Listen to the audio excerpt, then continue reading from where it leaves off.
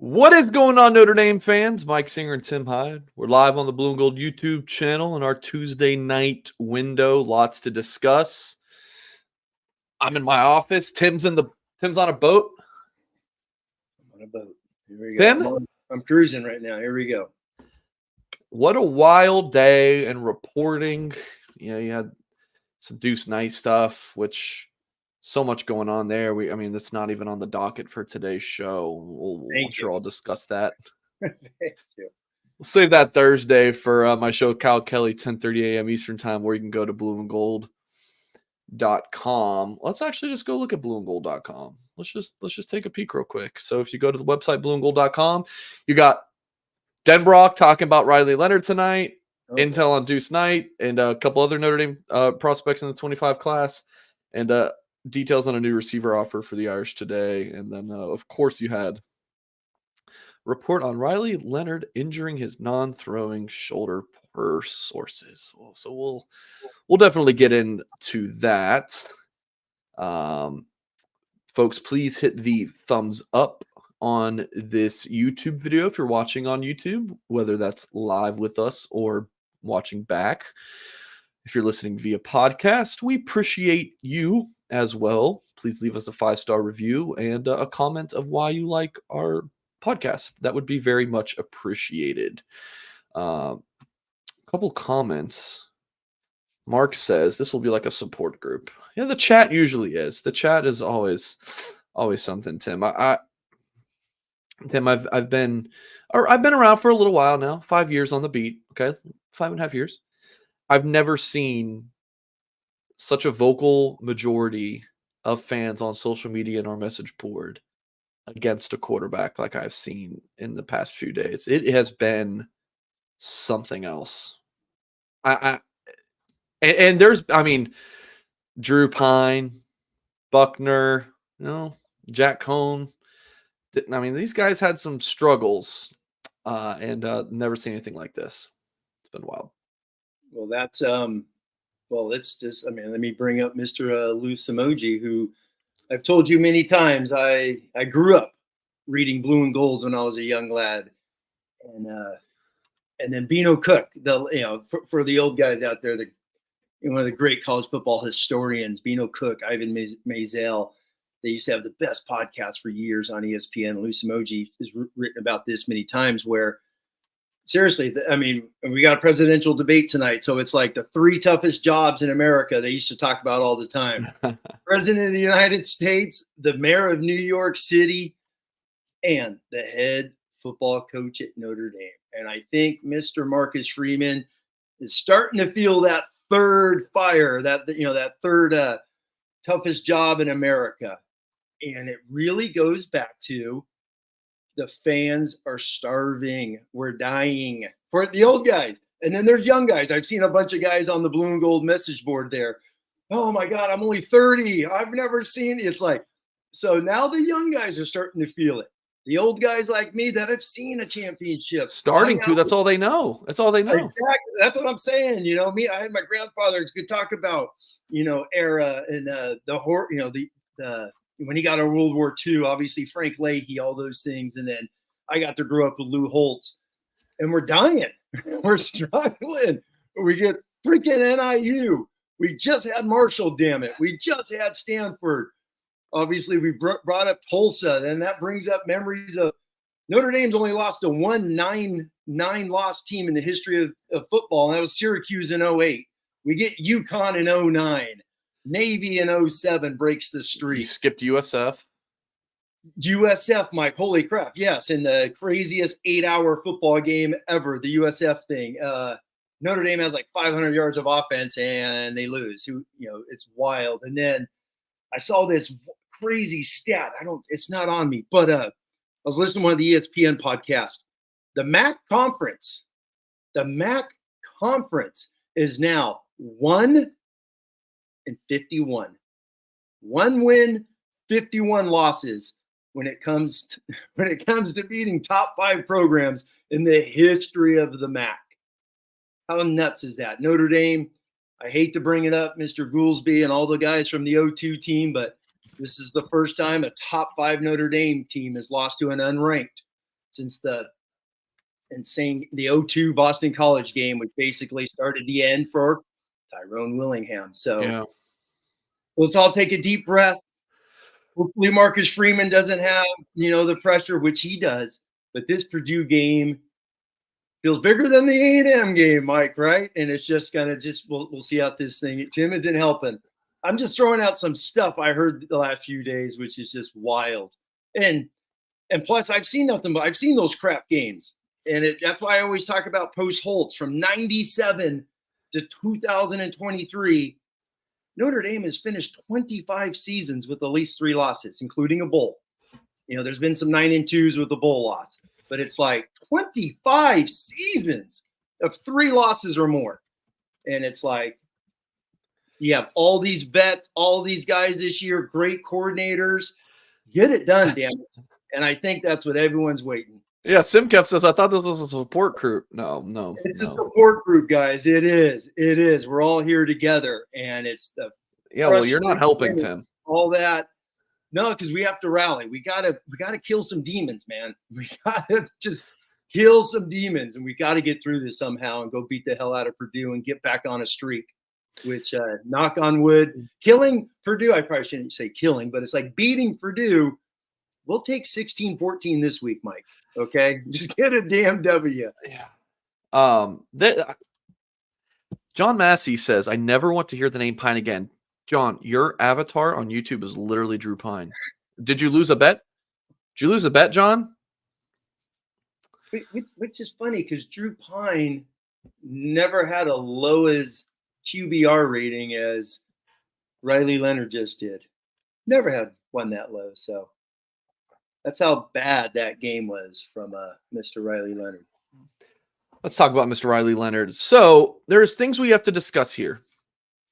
So here's a tweet from Blue and Gold. We reported this kind of jointly with On3's Pete Nakos. So Leonard suffered, here's the tweet. Riley Leonard suffered an injury to his non-throwing shoulder against NIU. And he had an MRI over the weekend and will still play against Purdue. So like we were like in the process of reporting this, I was like, well, what's the news here? Like I'm like debating, like, is this news? It is because it isn't really even a secret, in terms of, let's look at this right here. So we talked about this a lot.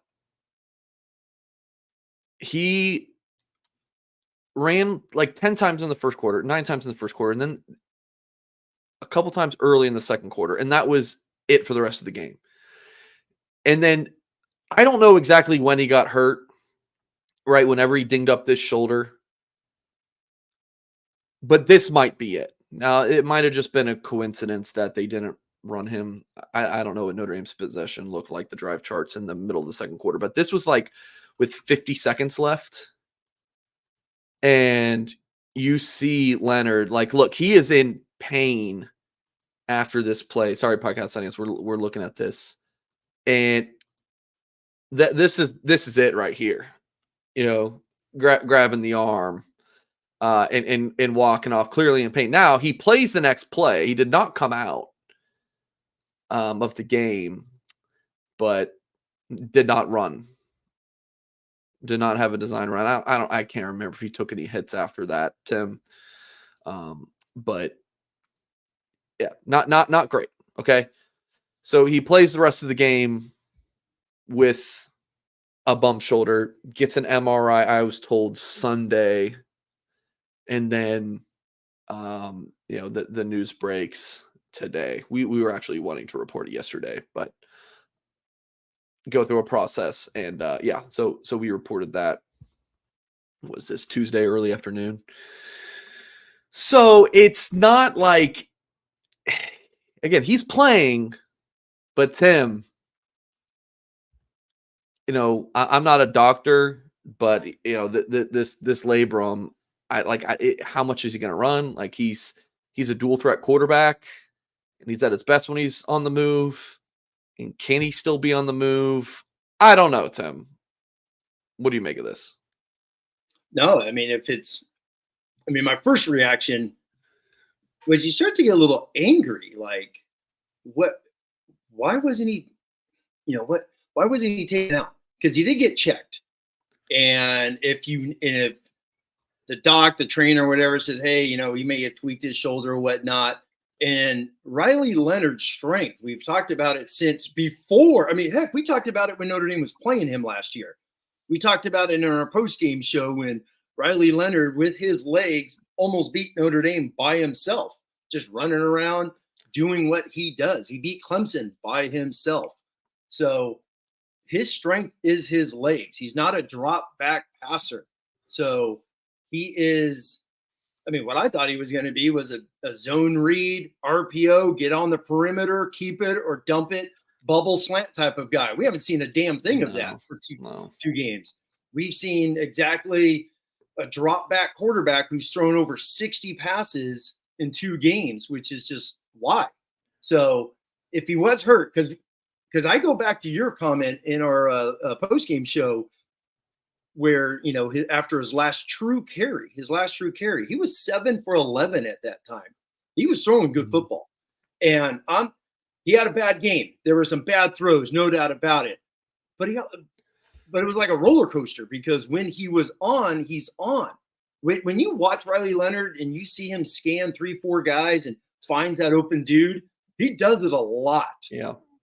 I get the feeling when I watched him a few times, when he stares at one guy, it's almost like Denbrock tells him, hey, Mitch Evans, because there's twice he stares at Mitch Evans and it just ends up being a horrible pass play. But when he scans a dude, boom, dumps it real quick, bam, it's right there. Even on the last interception, that play, no matter what you say, I've heard comments, well, so-and-so's open. He should have threw it to this guy.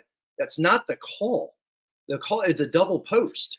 And you read the middle safety. That middle safety, if he jumps outside, you hit the middle. If he takes him, talking to the number 2 guy, you hit the outside. And that's exactly what he did. That's why he's not going to throw a 5-yard dump. Should he have it? Yeah. You extend the drive and you go down. It was a one read, chuck it deep call. That's what that was. And that was one of his worst plays because it was a one read type of a call. And which goes back to his strength is running. You almost felt like Notre Dame lost it because that opening drive of the game was just him being a single wing quarterback, and we're going to go kick your butt, make you defend all of us. 5 guys plus a quarterback, which is so damn difficult to defend. And as Notre Dame found that out against Northern Illinois when they did their Wildcat schemes and all that, you got to defend all those guys. But if he was injured, man, how did they just not let Steve just go back there and play? Had Steve finished that game, it changes a few things because Riley's not that – he's been horrible in the first 2 games. He's like 40% when you go on PFF in intermediate. He was 66% at Duke. So what the hell has happened, excuse my French, between Duke and the 2 games here? It's horrible. Yeah. So I put Angeli in. If you want to be a drop back passing team, which Denbrock is, even though, I mean, obviously they've called a few runs, but it's not like they're calling enough of them. And if he got limited, man, they should have went to Steve Angeli and just let him do some play action, throw the ball, which we saw in the bowl game, play to Steve's strengths, which Steve is accurate, obviously, on those intermediate routes and things like that. We've seen that from him. Yeah. So if that's the offense you want to play, but if he's injured, Mike, and you're going into Purdue, which their defense is pressure. I mean, they blitz everybody. So what the hell is Riley Leonard going to do if he can't run? Yeah, or throw. Yeah, right? Exactly. Or throw. Exactly. Yeah. Frustrating. Look, we feel comfortable enough reporting, obviously, about the shoulder, the MRI, and that we believe he's going to play Saturday. Now, could that change? Yes, but as far as I've been told, as of Tuesday, he's going to play. So he's going to play on Saturday. That's, I mean, I'm just I don't know. Sprain, a bruise. Obviously, he falls on it one more time. Does that thing pop out and he's done? So it's like, yeah. So the thing is, I don't want to judge too much more than that. What I don't know on now, Notre Dame fans in the YouTube comments, you guys, you come up with your theories, but I feel like for me, like as a voice on this Notre Dame media YouTube video community, I'm not going to speculate much more than what I know, which is what we've reported. So like, why did he play? Why is he going to play if he's going to play Saturday? Like, I'm not going to get into that. But the whole situation, I will say, it doesn't seem good. Like it's just like another hit on top of that loss. It's like just more questions and more deflating. It's a weird vibe today. Well, let's just spend a couple minutes talking about the 2 games with Riley Leonard. It's like, obviously he was solid, efficient against A&M, unbelievable game, all that stuff. And then to take the dip that he get against Northern Illinois, like I said, he started 7 for 11 before that last carry. So after that last carry, as you pointed out in the second quarter, he never ran the ball again. There's one play in the second half where they run a true triple option, a true zone read type of RPO scheme. And NIU's only got 2 guys covering 3 out there. There's a freaking bubble, the great house, that Riley Leonard, the DN looks like he's me playing. He literally watch the play. He gets Price on his stuff because they load the box so much. That's why they only got 2 defenders covering 3 on the perimeter. Riley, the DN falls down. Had Riley Leonard kept it, he's running for days out there or pitching it to Jaden Greathouse, which goes back to, did they just say, just hand off to Price. Just hand off to Price and go from there. So you take away that running. He pretty much only have one shoulder to throw the ball 40-something yards, right? He didn't have any extra juice in his upper body. Maybe that's why he did it. He sidearmed that thing. When you look at it, he freaking like sidearms that ball, which is, he didn't go up top, man. Just throw that thing. That's one of those plays at 2nd and 1. Mike Denbrock says, hey, just read the safety. We're going to run double post, throw the son of a gun outside, on the single coverage. So it's either Mitchell catches it or it's out of bounds, right? It's out of the back of the freaking end zone, or it's well over his head. And then it's 3rd and 1. We run, get first down. You keep moving the ball. So, in that whole situation, basically. So did Leonard. He threw that son of a gun so damn short. It's sick. Every time I watch it again, it's pathetic. So was he that banged up? But the whole point on Riley Leonard is his QBR, which is the ESPN metric that they use. They've been using it since 2004, and they keep upgrading it. It's different than passing efficiency. He's 45.3 right now. 45.3. He's 81st in the country after 2 games. 81st in the country. That's insane. That is so damn bad. So someone mentioned Drew Pine. I don't know if I know. Drew Pine was in the 20s in the nation in QBR. So he actually was a little bit better. And then real quick, let me just throw out a few of these. I love these. Riley Leonard, since QBR has been around, or at least, I went all the way back to the 2010, all the way back to the Brian Kelly start. He had the 7th worst quarterback game since 2010. Every single game, Wimbush, Miami, not fun. Golston in 2014, SC sucks. Reese, Oklahoma. Golston, ASU, when he had like 22 turnovers. Everyone will remember that game in 2014. Riley Leonard's there. Sam Hartman's game is next at 8, is better than Riley Leonard against NIU. That's how bad that game was. And then lastly, I looked this up right before our show. Connor Wegman's QBR against Notre Dame was 29. So his QBR was higher against Notre Dame in that suffocating D than Leonard against NIU. That's how bad it was. Atrocious. So is he injured? Are you really going to go into Purdue unless they're just like, hey, it's good enough. He feels good at practice, Mike. Let him run around. But if he goes into that game and he struggles a little bit, you got to pull him because no way in hell can you start 1 and 2. You can't. So you've mentioned the short leash, okay? It's got to be like, you got your 2-year-old walking around Target short leash, okay?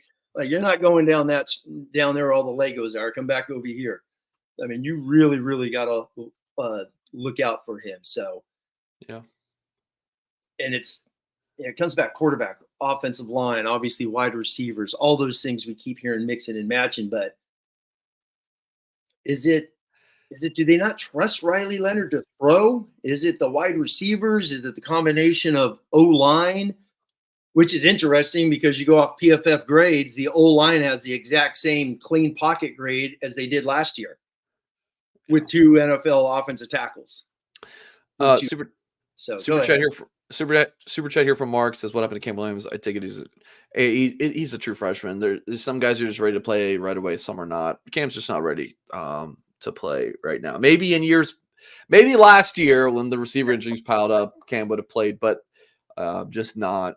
It's just Cam's a year or two away.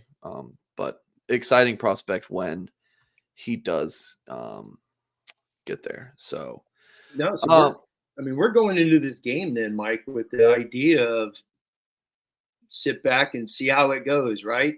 With your backup ready to take the football. Yeah, Steve's got to be ready. Yeah. And this is his third year at Notre Dame, and I think he'll be nice and prepared. I think he will. You and I have talked about this. He's doing a YouTube show, dog. I'm doing a YouTube show. It's my YouTube show time. Usually don't take calls, but it was my YouTube show. I don't know. Sorry if you guys heard. I was going to say, we talked about this with Steve Angeli. It's his third year getting second team reps. Yeah. So it's not like he hasn't been in the meeting rooms knowing what to do and things of that nature. So he's the one getting second team reps. We've heard the people like to start narratives where there is no true competition. If someone on the number 3 and the number 4 was tearing it up, I think they would move up the charts. You know what I mean? So I don't buy that narrative. Does the terrible low snaps give excuse to Riley? There weren't snaps rolling back. He had to bend down a couple times here and there, but that's just a game of football. I look at it. Yeah. They weren't like the Alabama guy that literally cost them the game. Yeah. In the Rose Bowl, rolling them backwards. So yeah, we haven't seen that. Okay. But that's a good point about just the rhythm of everything. But Riley Leonard gets some good happy feet and things of that nature. Like the first interception, his feet's not set. He forces that damn thing. Yeah. Yeah. Tyler Fisher, appreciate the $2 super chat. Yeah, it's crazy because I remember taking some notes early on that first drive. I was like, Riley at times really does go through his progressions well. Yes, he goes to third guy and he looks confident in the pocket. I don't know what. Did he get the yips after he hurt his shoulder a little bit? I don't know. But Mike, he did that in the second half too. There was times in the second half he's going 1-2, boom, 1-2, hit this guy, hit that guy. So he's not like forcing it. And then you're right, he gets the yips. And then sometimes he just throws an inaccurate ball, or he throws it 15 yards short. Like he will make the right read sometimes. He did it like on the Great House pick. He can be late, but sometimes I don't know. Well, it's puzzling. This has been puzzling, this quarterback situation all off season. Tim, we didn't even talk about Riley that much, especially compared to Sam. We talked about Sam Hartman so much leading into the 23 season. Leonard, I mentioned this a couple days ago. I did a video with JD Piquel on our Blue and Gold YouTube channels leading up to the A&M game. And at like the 9 or 10 minute mark of that video, you can go back and watch it. I was like, JD, I have no idea what to expect from Riley Leonard. We just had, you didn't see him in spring ball. You didn't see him in the spring game, Limited viewings in fall camp. The media got less access in August than ever before. Maybe Goolsby throwing on a tinfoil hat. But I just didn't know what to expect. And I didn't expect this. Tim, I did not expect to have so much of the fan base calling for Steve Angeli right now. After NIU, just did not. football, man. You just never know what you're gonna get. No, exactly. It goes back to the pressure cooker, which is Notre Dame. You're in year 3. All those things. It's like, you're here. Let's go. He's a rookie head coach still, obviously only in his 3rd year. No, they don't have success at Notre Dame. They just don't. And Notre Dame keeps going to this well, like, well, let's try this one. The other 4 didn't work. Let's try this next one. And they keep trying, and the fans are rooting for him because he does all the right things. He's the opposite of Brian Kelly.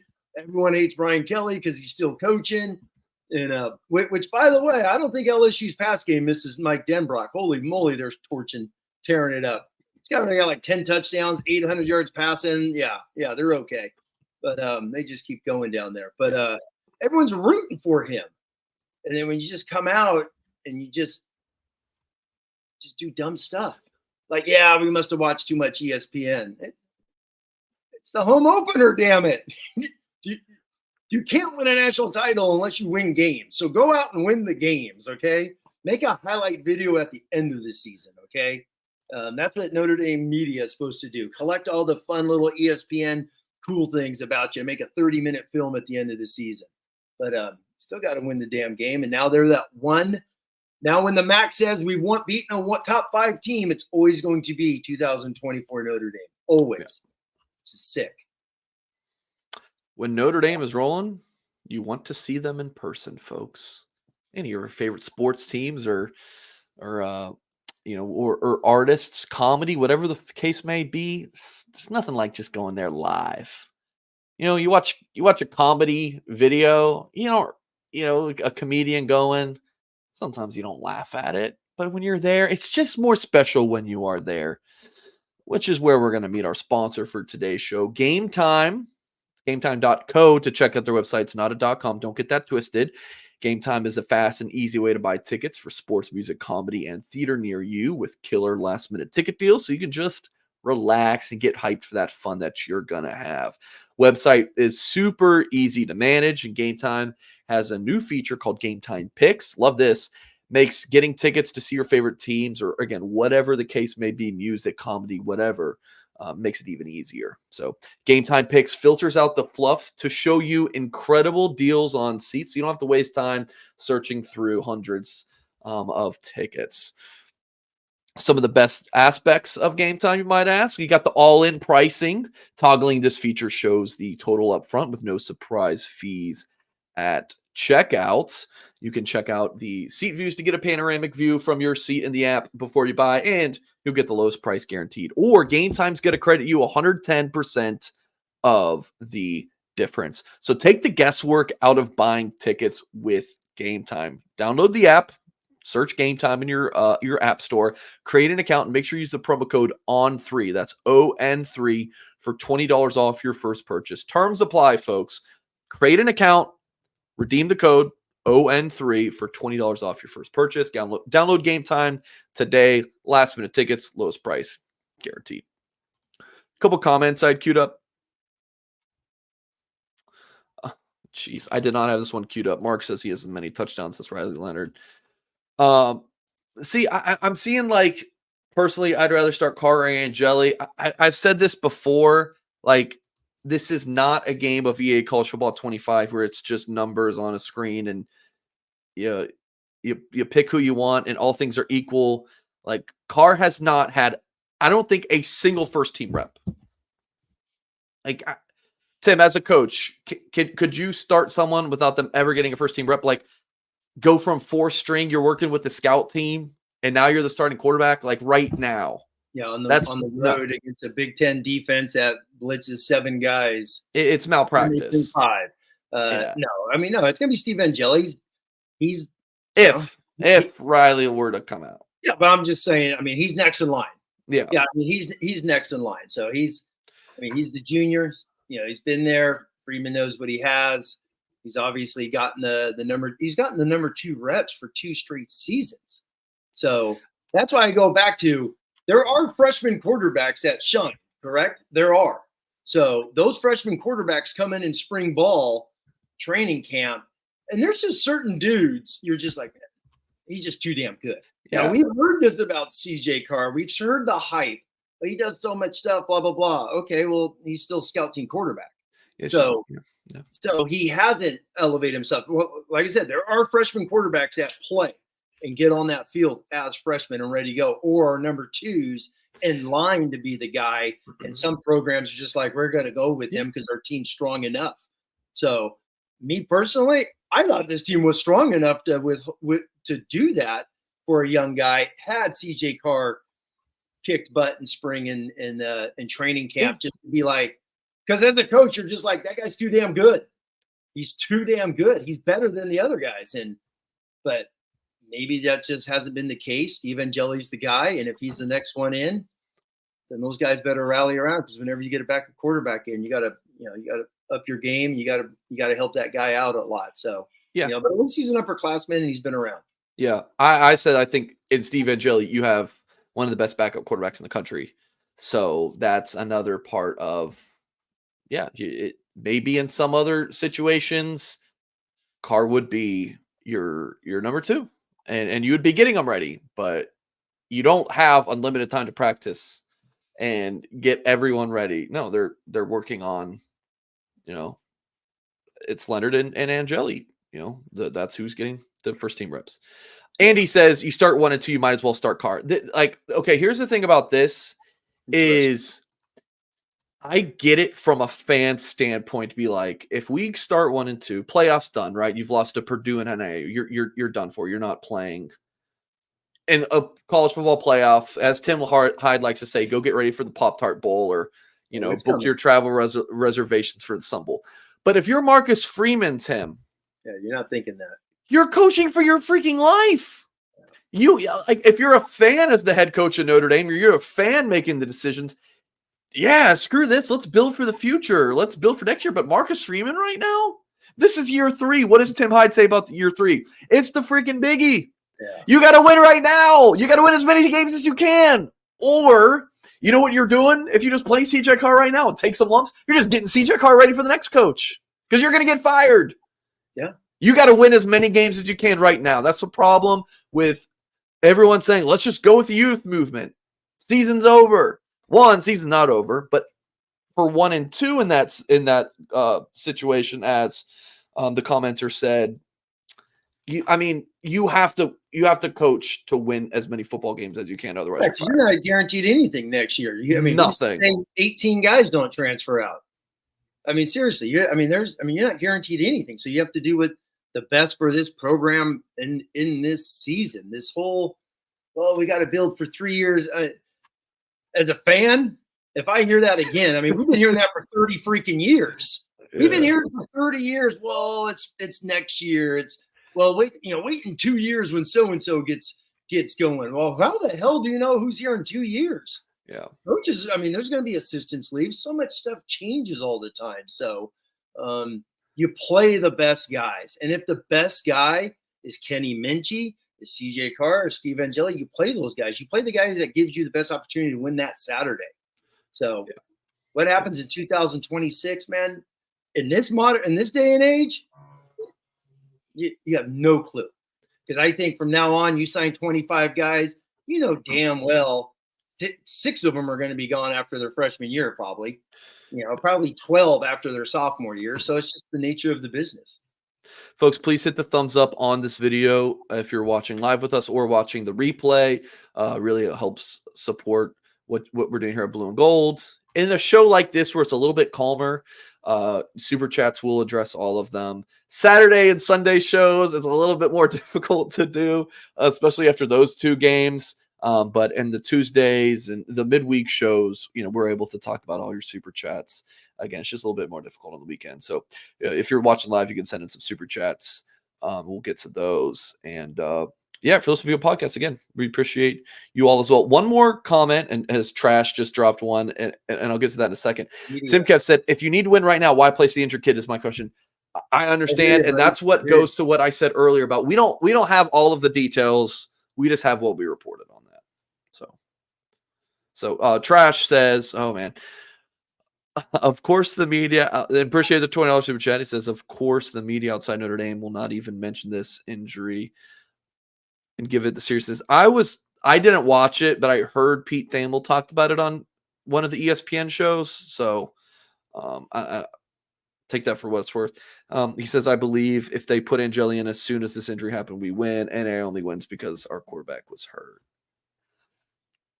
I mean, there's definitely an argument for playing Angeli as soon as the injury happened, but I personally, Tim, think when Freeman meets with the media, like the coordinators and some of the players met with the media tonight, there's really nothing to come from that. Dan Brock played it down.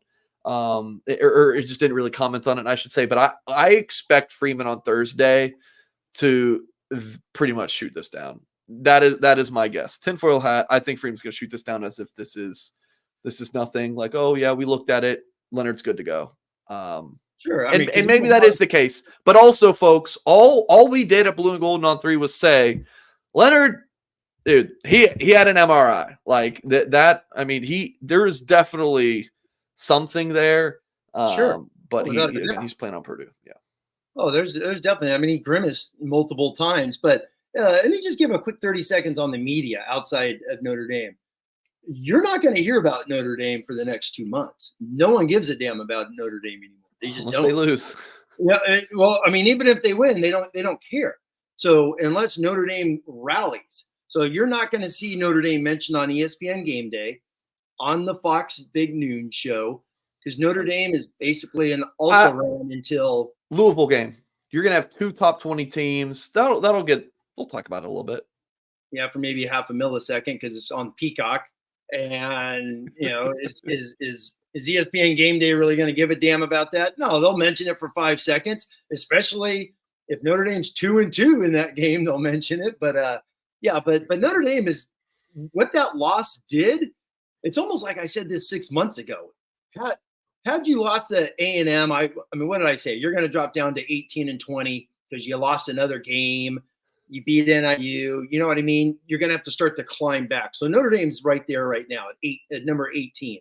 So they're going to be out of sight, out of mind until they get back in that mold, meaning, win these games, beat Louisville, beat Georgia Tech, host FSU at 8-1, and then you could start talking because SD is really turning the corner. I know everyone thinks they're soft, cuddly SC. They're knocking the hell out of 2 teams they played. So I don't see them being 7-4 when Notre Dame comes to town. I wouldn't be surprised if they're playing for a playoff bid. So the way they're rocking and rolling right now. So out of sight, out of mind, which might be good for Notre Dame, right? Just stay nice and low, do your business, and see what happens. Yeah. I wonder. And I say this all the time, Tim, put that on a Mike Singer bingo card, that like when we do this show, Tim, we're talking to Notre Dame fans. That's why I get on to Irish fans a lot of times, because like I see your comments, I want to talk to you. I'm not talking to coaches or recruits when I like or my Aunt Linda. I'm talking to Notre Dame fans. So I lost my train of thought. Just lost my train of thought completely. Well, let's. All right, that's terrible. All right, it'll come back to me. And I think it was a great point, but I just totally lost my train of thought. It happens. It happens. Katz is a legend. $10 super chat. Did you change your name, Katz? This was not your name before on YouTube. I remember this guy. Yeah, Tim. What are your thoughts on ND hiring a head coach that has never?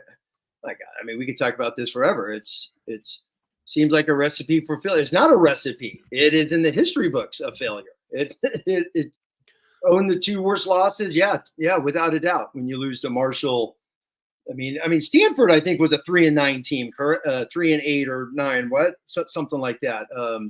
When they at the end of the season, obviously when they did that, obviously the NIU one. No, I mean, hey, that's why I said a few minutes ago, we're rooting for Freeman. But when you hire a rookie head coach at Notre Dame, that's why the president, that's why Lou Samogi and Bino Cook used to talk about the mayor of New York, the president, the Notre Dame head coach, because Notre Dame is all 50 states. It's all of us together. Michigan is Ann Arbor, with the alums, and everyone's got the SEC's got their own little area in their state and things of that nature. Notre Dame is national. So I've been to 4 or 5 different stadiums with Notre Dame where Notre Dame fans are all over the damn place. So it is everywhere, and that's the pressure. But yeah, and you hire a rookie head coach, this is what you're going to get. You're going to have roller coaster seasons, and we did it with Jerry Faust, we did it with Bob Davie, we did it with Charlie Wise, we're doing it with Marcus Freeman. So sorry. And then I saw Kennedy asked about, is he on the hot seat? That's an interesting one because he signs a 6-year contract. Al Golden and Mike Denbrock have 4-year contracts. So 6-year contract. When he signed a 6-year. So Notre Dame head coaches sign 6-year contracts. Traditionally, it's always been 5. Everyone's always gotten 5. Okay. So when Football Scoop, when he got hired, is that what it was? Said it was a 6-year deal, and then you got Denbrock just signed on for 4 years, correct?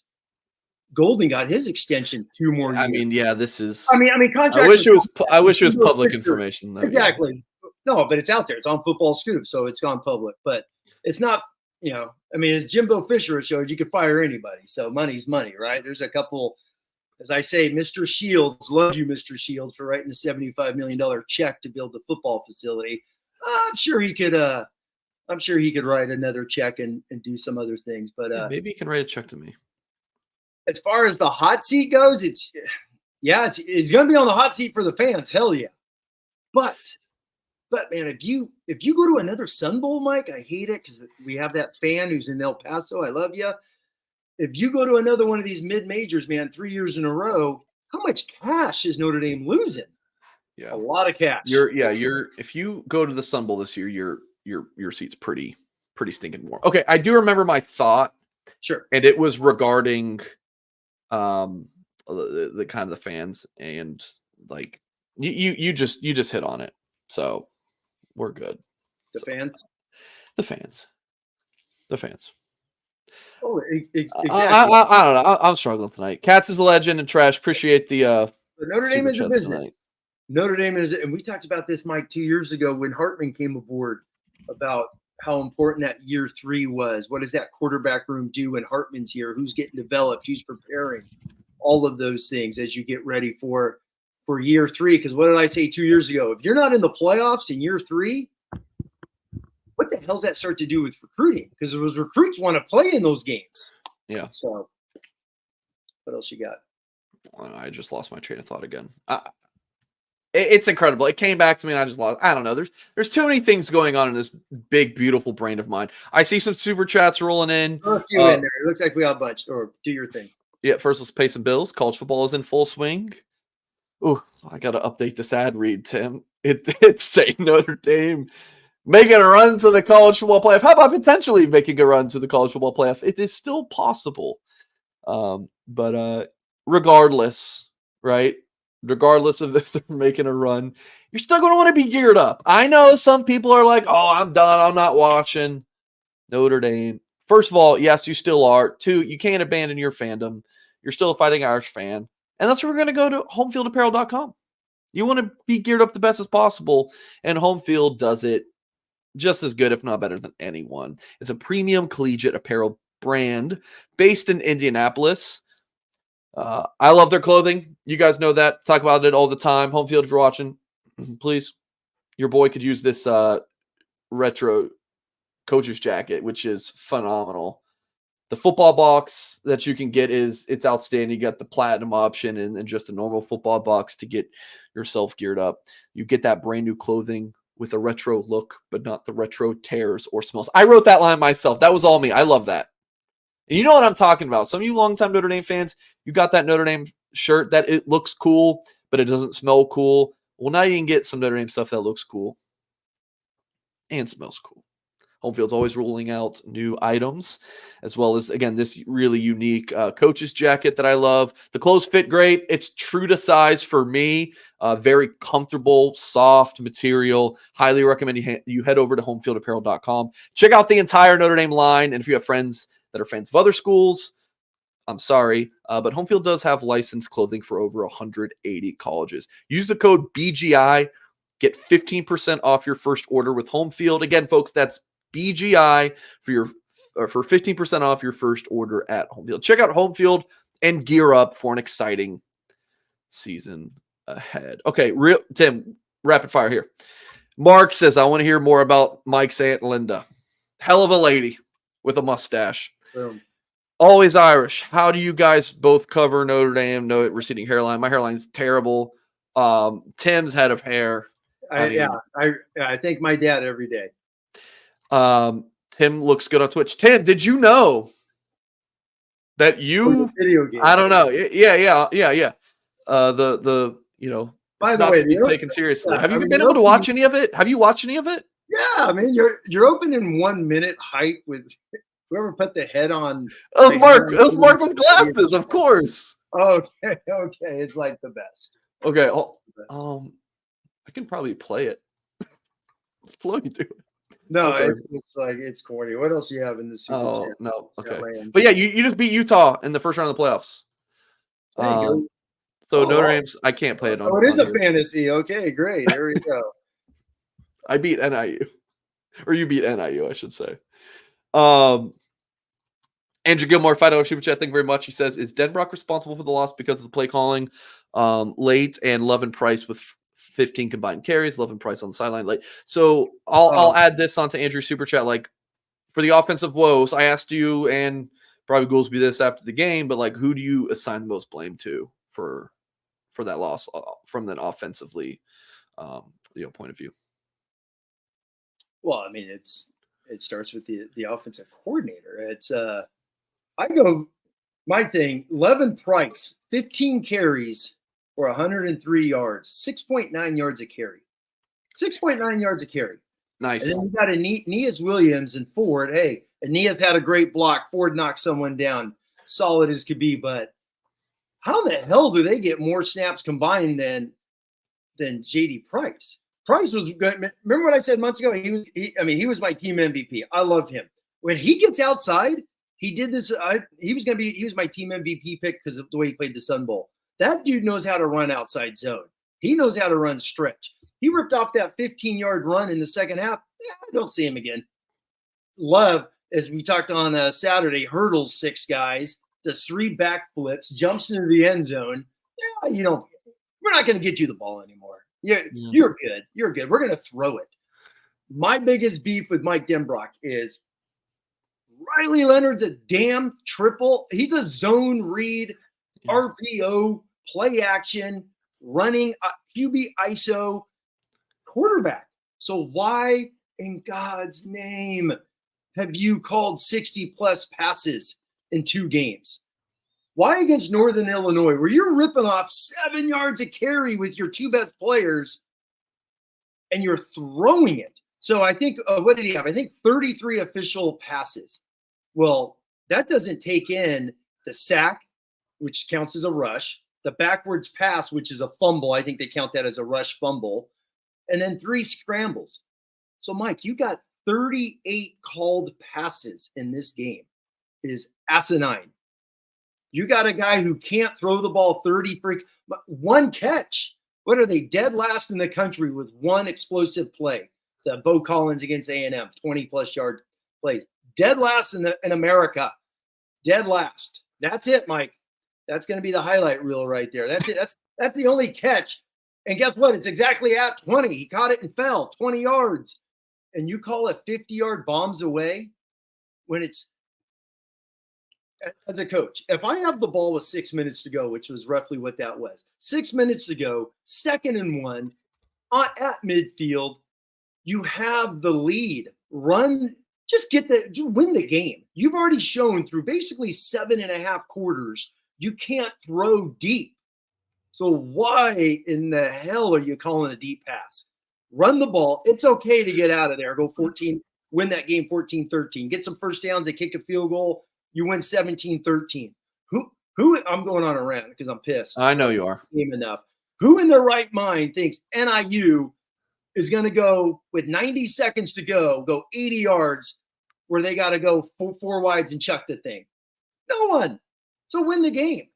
For all the football fans, Bill Belichick has been unbelievable on TV. He's on Pat McAfee today. There's that 8-9 minute clip on YouTube where they talk about game manager. And Belichick breaks this down for 8 freaking minutes. And he's like, hell yeah, game manager. All you're supposed to do is win the game. He's like, you're going to have bad games and you're going to have great games. Who cares? All you care about is the W, which got me thinking about the NIU game. You're up 14-13. No one gives a rat's ass if you win 14-13. We'll bitch and complain about it, but you won.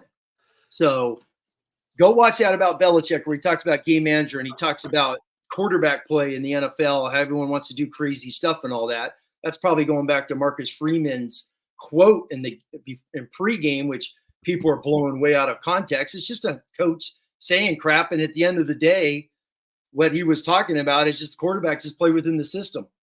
And the system should not be chucking the ball 45, 50 yards with Riley Leonard. You mean 30. You mean 30. 30, exactly. Called for 45, Mike, but it was 30. Yeah.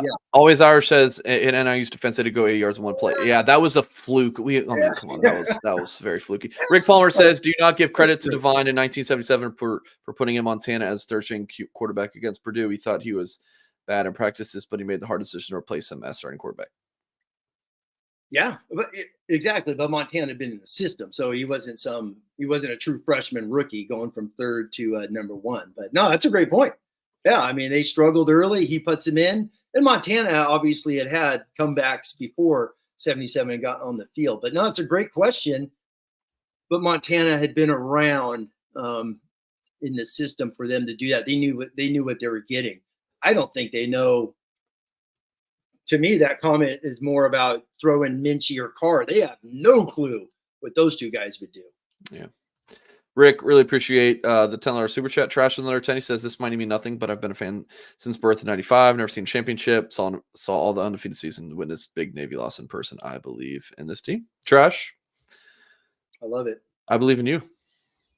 Yeah, and that's I'll take a quick 10 seconds. I mean, you have to believe in this team because 10 days ago we saw one of the best wins in a long time for Notre Dame to do what they did on the road. So yes, it's there.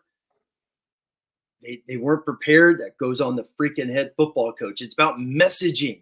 So, and then one of the things, what really bothers me with Freeman, the one comment that I didn't like is when he told the team before, you exit the tunnel is don't play down to that level. So you're already putting into their mind, these guys aren't that good. Don't go play down to that MAC level. It's like, man, just go kick their ass. What did Georgia do this week against a sloppy team? What did LSU? I mean, some of the teams that played nobodies this week, they went and smashed them. That's what you do. Tim, we haven't really gotten into this yet, and it's in the title of the YouTube video and podcast here, so we definitely need to. Angeli strength. So this was not my idea. Tim wanted to talk about this. So Tim, if Notre Dame has to play Angeli due to injury, knock on wood, or just poor performance, I mean, what does it look like with Angeli? I mean, it's got to be more of a pro style look, more cone, pine, pine cone, even. Pine cone? What do you think? That's going back to QBR rating, the quarterback rating, how I said Riley Leonard's got the 7th worst one since 2010. Steve Angeli had a 96.1 in the Sun Bowl, which is insane. 96.1 is just unbelievable. So that is like elite times elite. So obviously he's got the Sun Bowl. He's got the scrum games that he got in the fourth quarter against horrendous teams. He got reps. So he's got reps. I keep going back to he's been the number 2 for 3 years. I think that has been huge, where you're with the OC and your quarterback coach constantly. So he's been around Gino obviously for 2 years, and then Tommy that first year. So new OC every year. Yeah, he knows 3 different offenses. See, I don't buy I don't really buy, because obviously Reese. Oh my God, I already forgot his name. Reese and Parker. There are similarities, but it was not the same exact. in terms of some of the zone is some of the zone, curls are curls. But okay. and I mean, you can say what you want. And then where did Reese come from? The Brian Kelly coaching tree? What tree is Mike Denbrock from? Yeah, but these Brian two Kelly offenses coaching look tree. pretty. Well, they have to be because they had no wide receivers in 2022. So you had to do what they did. So Yeah, Mike but Denbrock, you've talked up Tommy Reese as like, hey, don't you kind of wish they were running a Tommy Reese offense? I wish they, oh, that's funny because after 2 games, the best running play they have is duo. When they run duo, which is 2 double teams at the point of attack, they are getting 5+ yards a carry. They're hammering it. That's all they had to do in this past game. They got away from it and started being a little cute and things of that nature. But with Steve Angeli, he's a pocket quarterback. He's a pocket passer. You could do play action. Where the hell's play action in this game? When I say play action, I'm talking boom, Peyton Manning, right? Put that ball right in the belly, turn your hips, boom, go attack someone on a post, a square out, something of that nature, and go attack somebody. Angeli could do that. Angeli's actually not too bad. And going back and rewatching some of his plays last year was the true RPO. True RPO to me is where you read one guy, hand off, or you throw the out. And Angeli does a pretty good job of reading one guy, throwing the out or handing off. So you could definitely do that. And then another thing under Mike Denbrock, which is just puzzling times 10, is you have a running quarterback and you haven't even called the sprint out pass yet. You haven't called a rollout. You haven't, not one damn time. We haven't seen a bootleg. We saw tons of bootlegs over the years. The one guy starts on one side, comes back, throw the dump. How many times we see that with Mike Mayer? Hell, I think that was Holden Stays caught one of those last year and had a huge, huge play. But 0 boots, 0 rollouts. Gino did that a handful of times with Angeli in the Sun Bowl and had really good success. What about, Angeli's touchdown to Flanagan? Throwing across his body against Pitt. Exactly. I'm telling you guys, listen. That was a bootleg. As I've talked about all week since the game, you have to play injury thing aside.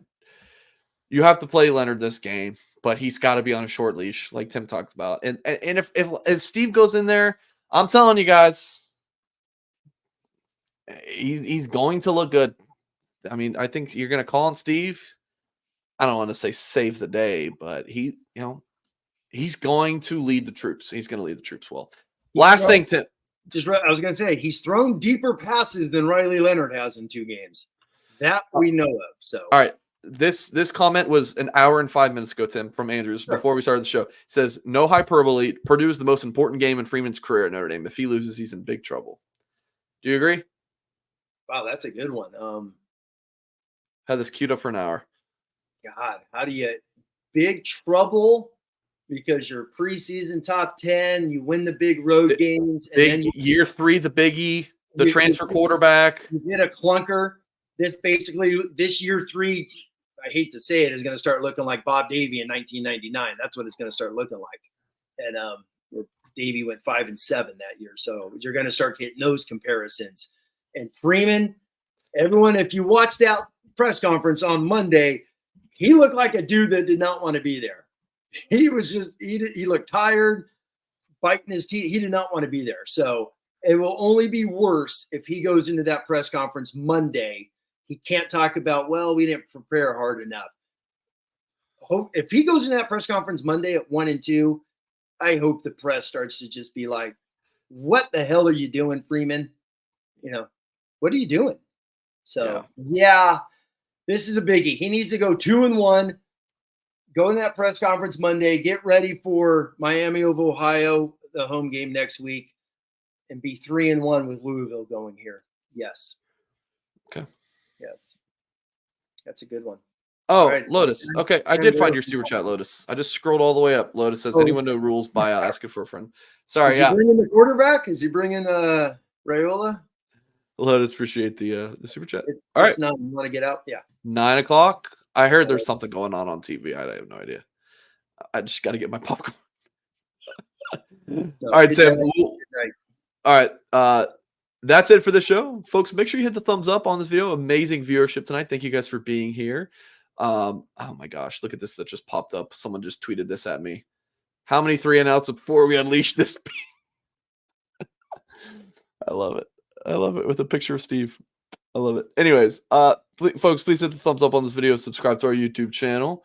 Yeah, we will see you guys live Wednesday night with Horka and Sobel. I'll be back Thursday morning, 10:30 p.m.